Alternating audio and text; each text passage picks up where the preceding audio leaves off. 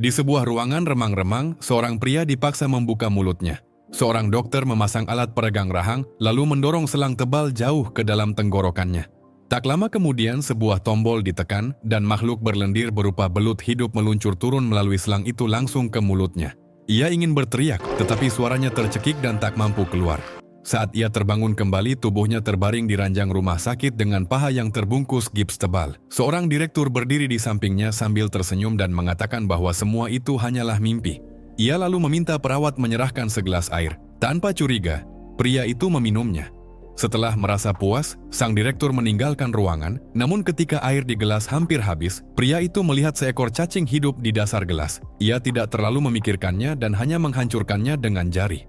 Dengan bertopang kruk, ia keluar dari bangsal dan mulai menyadari keanehan tempat tersebut. Ia melihat para lansia melakukan senam air di kolam. Beberapa orang tinggal di dalam ketel uap raksasa. Dan yang lebih aneh lagi, ada orang-orang berenang di dalam tangki air tanpa tabung oksigen, bergerak lincah seperti ikan selama berjam-jam. Keheningan aneh menyelimuti tempat itu.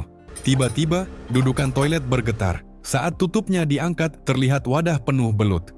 Ketakutan, ia berbalik. Namun semua yang sebelumnya ia lihat lenyap begitu saja. Dalam amarah, ia menghancurkan toilet itu, tetapi tak menemukan apapun. Ia mulai yakin bahwa semua kejadian mengerikan itu hanyalah halusinasi.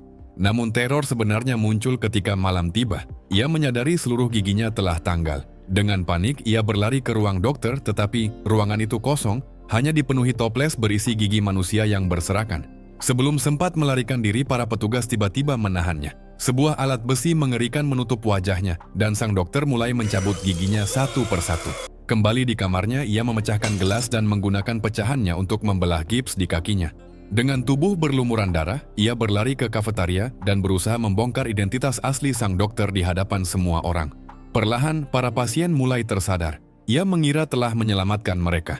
Namun pada detik berikutnya, semua pasien justru mendekatinya. Tatapan mereka dingin dan kosong saat memeluknya erat. Mereka mengikatnya ke ranjang dorong, menguncinya di dalam kotak besi, dan di sanalah ia menjalani apa yang mereka sebut sebagai terapi belut.